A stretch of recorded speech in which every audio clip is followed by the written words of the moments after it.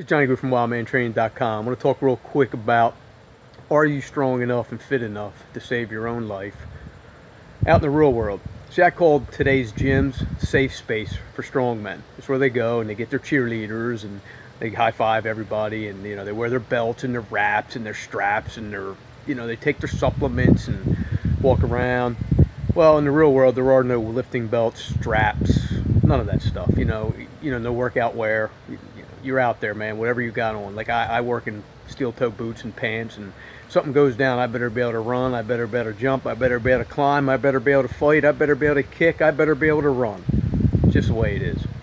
I don't live in a safe space. I don't have cheerleaders. I'm not high-fiving people on a regular basis.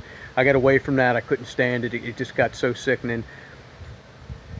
Like I said, man, if the shit hit, these guys supposedly are training for when shit hits the fan. Now, I don't know what kind of lives they lead, but they train it seems like they train 24 hours a day. I don't know, they must not have a job, or they live in the gym.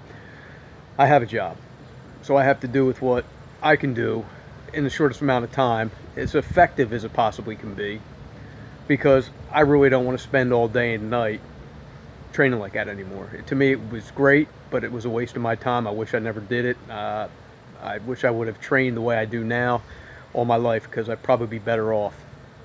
So just remember, you can go in and safe space all you want. Laying on the bench of 400, 500, 600 pounds, I guarantee you, there's no crossover out in the real world. It just doesn't happen unless you fall on your back and somebody lays on top of you, or a car. And even if a car rolls on top of you, a good chance you ain't pushing it off. So, it's kind of a useless movement.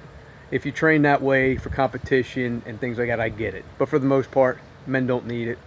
Men should probably stay away from it. Save their shoulders, save their back. It's just kind of a waste of time. So remember, man, if you're gonna train for when shit hits the fan, you might want to get out there in the real world and see how real men act and how they really get together.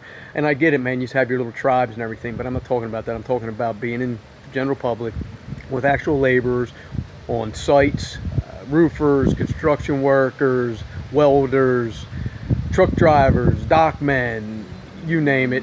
And most of these people aren't around these people. You live in a co-ed environment. You go from one box to another. You go to one house, then you go to a gym, then you go inside an office. Well, you don't learn a whole lot out like that.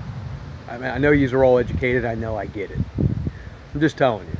If I'm going to be somebody when shit hits the fan, I'm going to be more like a Navy SEAL than I am going to be a powerlifter.